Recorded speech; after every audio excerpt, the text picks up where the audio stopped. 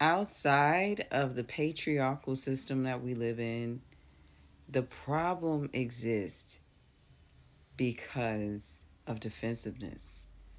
One of the biggest problems, I would say, in these conversations regarding men and women and the things that need to change, specifically on the male perspective, is defense.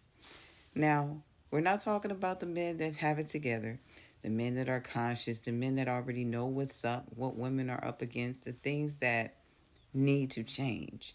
We're talking about the big group of individuals that exist that are hell bent on pushing back, are hell bent on not changing, are hell bent on looking for every and any excuse to further minimize a woman's requests, problems, or concerns any way they can. And that is what really needs to change. Instead of being defensive, take notes.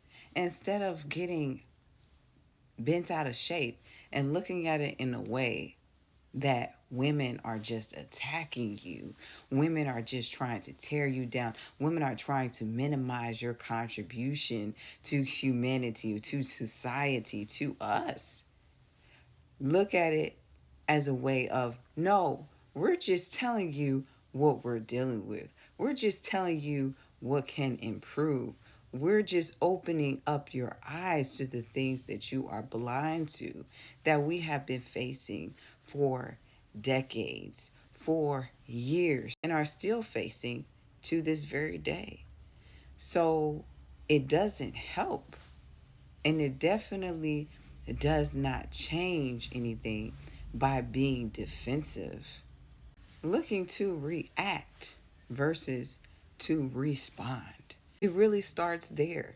It starts with saying, okay, am I listening to understand, or am I listening to see where it is that I'm not being heard?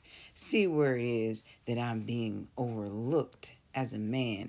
See where it is that my ego isn't being stroked?